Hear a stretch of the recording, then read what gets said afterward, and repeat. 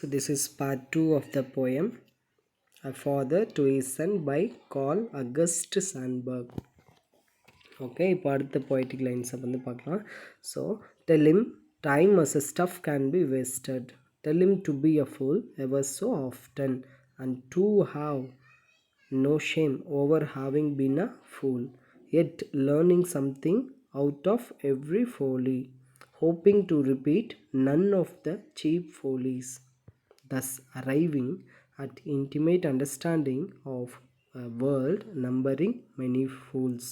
So இங்கே என்ன சொல்ல வர்றாரு அப்படின்னா, என் பையன்கிட்ட சொல்லுங்கள், டைம் அப்படின்றது பார்த்திங்கன்னா ஒரு ஸ்டஃப், ஒரு பொருள் மாதிரி தான். அதை வந்து நம்மளால் நல்ல விதமாக என்ன பண்ண முடியும், வேஸ்ட் பண்ண முடியும் அப்படின்றது அங்கே meaning.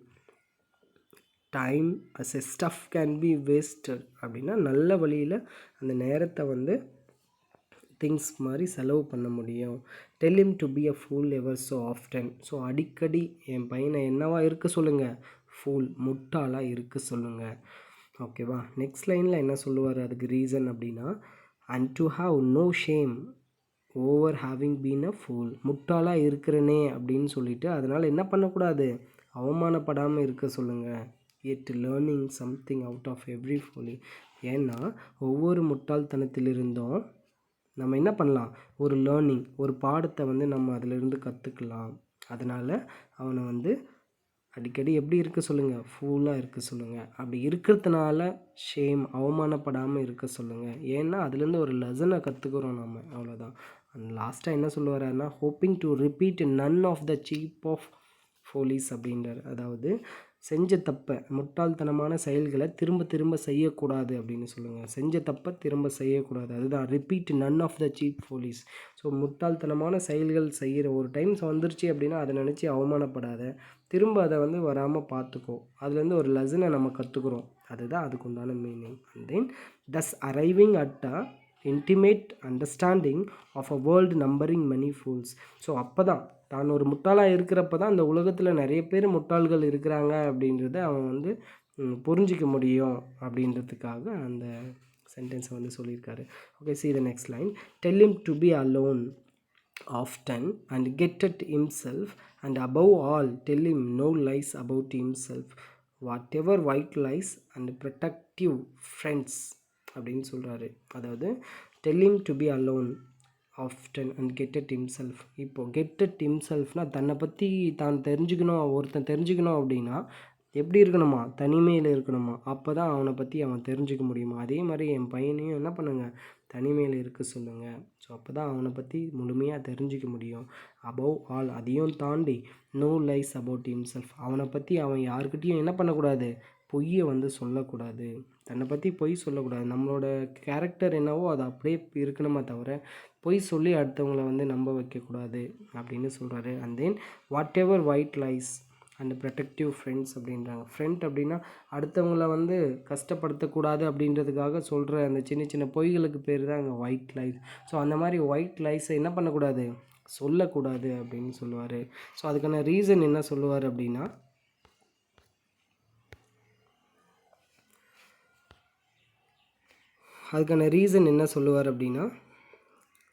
he may use against the other people அப்படின்றாரு. அதாவது அடுத்தவங்களை காப்பாற்றணும், அடுத்தவங்களை சந்தோஷப்படுத்தணுன்றதுக்காக சொல்கிறது தான் அந்த ஒயிட் லைஸ் அப்படின்றாங்க. ஸோ அந்த ஒயிட் லைஸை சொல்லக்கூடாது. ஓகேவா. ஸோ அதுதான் அதுக்கான ரீசன் என்ன அப்படின்னா, நம்ம சில நேரத்தில் உண்மையை பேசுகிறப்போ அடுத்தவங்க அதை அக்செப்ட் பண்ணிக்க மாட்டாங்க. இவன் பொய் தான் சொல்கிறான் அப்படின்னு நினச்சிருவாங்க. அதனால் தேவையில்லாத பொய்களை, சந்தோஷத்துக்காக கூட அந்த பொய்யை வந்து சொல்லாத அப்படின்னு சொல்லுவார். ஓகே, நெக்ஸ்ட் என்ன சொல்லுவாருன்னு பார்க்கலாம். Tell him solitude is creative if he is strong. மனதளவில் ஒருத்தர் சாலிட்யூட் ஸ்ட்ராங்காக இருக்கிறாங்க அப்படின்னா அவனால் என்ன பண்ண முடியும், தனிமையில் இருந்து நிறைய நல்ல விஷயங்களை வந்து யோசிக்க முடியும். மனதளவில் ஒருத்தன் வந்து வீக்காக இருக்கான் அப்படின்னா சாலிட்யூடில் அவனால் இருக்கிறது கஷ்டம் அப்படின்ற மாதிரி தான் இங்கே சொல்லுவார். Tell him solitude is creative if he is strong. அவன் வந்து ஸ்ட்ராங்காக இருந்தான் அப்படின்னா கண்டிப்பாக என்ன பண்ண முடியும், சாலிட்யூடில் தனிமையிலிருந்து நிறைய விஷயங்கள் அவனால் யோசிக்க முடியும் அப்படின்னு சொல்கிறாரு. And the final decisions R made in a silent rooms அப்படின்றாரு. அதாவது இறுதி முடிவுகள் எல்லாமே இந்த அமைதியான அறைகளில் இருந்து தான் வெளியே வந்துச்சு அப்படின்னாரு. பெரிய பெரிய குட் டெசிஷன்ஸ் எல்லாமே இந்த மாதிரி தனிமையில் இருந்து தான். பெரிய பெரிய ஸ்காலர்ஸ் எல்லாமே அவங்களோட கண்டுபிடிப்பு எல்லாமே எப்படி கண்டுபிடிச்சாங்கன்னா, அவங்க வந்து தனிமையில் இருந்து தான் நிறைய ரிசர்ச்சை கண்டுபிடிச்சி நிறைய இன்வென்ஷனை கண்டுபிடிச்சி இந்த உலகத்துக்கு கொடுத்துருக்காங்க. ஸோ அதே மாதிரி என் பையனும் எப்படி இருக்கணும், சாலிட்யூடில் இருக்கணும். அப்போ தான் வந்து நிறைய டெசிஷன் அவனை பற்றி தெரிஞ்சிக்க முடியும், அவன் ஸ்ட்ராங்காக இருக்க முடியும் அப்படின்னு சொல்லுவார். Okay, see the next line. Tell him to be different from other people. அதாவது அடுத்தவங்கள போல் இல்லாமல் அடுத்தவங்க கிட்டேருந்து கொஞ்சம் வித்தியாசமாக இருக்கணும் இல்லையா. ஸோ ஒவ்வொருத்தருக்கு ஒரு ஐடென்டிட்டி இருக்குது. So we have to unique from other people. அடுத்தவங்க கிட்டேருந்து கொஞ்சம் யூனிக்காக இருக்கணும், வித்தியாசமாக இருக்கணும், அடுத்தவங்களோட லைஃப்பை ஃபாலோ பண்ணக்கூடாது. ஸோ அதை வந்து என் பையனுக்கு சொல்லுங்கள். If it comes natural and easy being different. So ஒருத்தர் வந்து நேச்சுரலாக தனிப்பட்டு இருக்கிறான், டிஃப்ரெண்ட்டாக இருக்கான் அப்படின்னா ஓகே, அது இருந்துட்டு போதும், அதை வந்து மாற்றிக்க தேவையில்லை அப்படின்னு சொல்கிறாரு.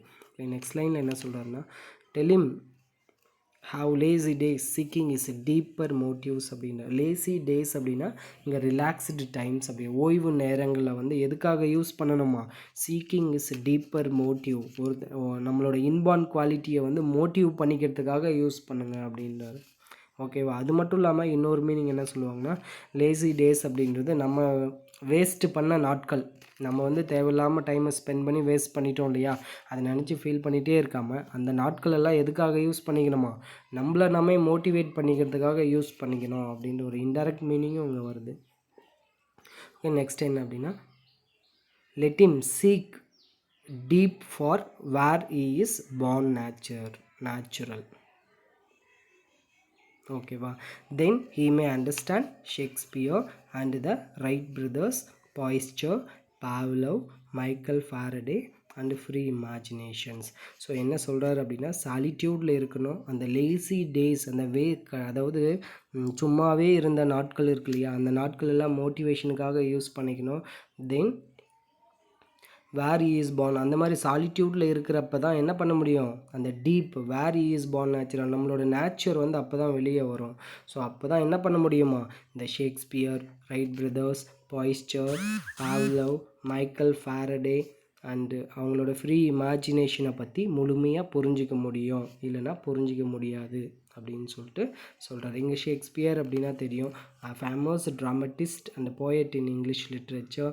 Right brothers who found airplanes and Pasteur. Okay, இவர் வந்து ஒரு ஃப்ரெஞ்ச் பயாலஜிஸ்ட். ஸோ இவர் வந்து அந்த பாய்ஸ்டர் மெத்தடை வந்து கண்டுபிடிச்சார். அண்ட் தென் பாவ்லவ் இன்னொரு சைக்காலஜியில் வந்து இவரை நிறைய பார்த்துருக்கலாம். அண்ட் தென் கண்டிஷ்னல் கிளாஸ் அந்த மாதிரி ஒரு தேரியை வந்து கொண்டு வந்தவர். அண்ட் தென் இவர் வந்து ஒரு சைக்காலஜிஸ்டாகவும் இருக்கிறார், ஃபிசியாலஜிக்கலாகவும் இந்த ஃபிசியாலஜிஸ்டாகவும் இருக்கார். தென் மைக்கேல் ஃபாரடே டைனமோவை கண்டுபிடிச்சவர். ஸோ இவங்க எல்லாமே பார்த்திங்கன்னா லைஃப்பில் வந்து சாலிட்யூடில் இருந்திருக்கிறாங்க, ஃப்ரீ இமேஜினேஷன்லேயே அடுத்தவங்கலேருந்து டிஃப்ரெண்ட்டாக இருந்திருக்கிறாங்க அப்படின்றது தான் இங்கே நமக்கு கிடைக்கிற மீனிங். அண்ட் தென் இதில் என்ன பார்க்கலாம் அப்படின்னா, bring changes into a world resenting change. அந்த மேலே சொல்லியிருக்க அந்த 4 பேர் என்ன பண்ணாங்க, இந்த மாற்றத்தை விரும்பாத இந்த உலகத்தில் ஒரு புதிய மாற்றத்தை வந்து கொண்டு வந்திருக்காங்க. ஸோ என் பையனும் என்ன பண்ணணும், அந்த மாதிரி ஒரு சேஞ்சஸை கொண்டு வரணும், அடுத்தவங்க கிட்டேருந்து டிஃப்ரெண்ட்டாக இருக்கணும், ஸோ இவங்களெல்லாம் புரிஞ்சுக்கணும், இவங்கள மாதிரியே என் பையனும் வரணும் அப்படின்ற மாதிரி தான் கான்செப்ட். ஸோ லாஸ்ட்டு 3 லைனில் என்ன சொல்கிறாங்க அப்படின்னா, he will be lonely enough to have time for the work. அவனை பற்றி அவன் யோசிக்கிறதுக்காக என்ன எப்படி இருக்கணும், லோன்லியாக இருக்கணும். he knows as his own. அப்போ தான் அவனோட ஒரிஜினல் ஐடென்டிட்டியை அவனால் புரிஞ்சிக்க முடியும் அப்படின்னு சொல்லிட்டு ஒரு ஃபாதர் ஒரு சன்னுக்கு கொடுக்குற அட்வைஸ் மட்டும் இல்லாமல் ஒரு ஆத்தர் ஒரு ரீடருக்கு கொடுக்குற ஒரு அட்வைஸ் மாதிரியும் அந்த போயம் இருக்குது. ஓகே ஸ்டூடெண்ட்ஸ், தேங்க்யூ ஃபார் வாட்சிங்.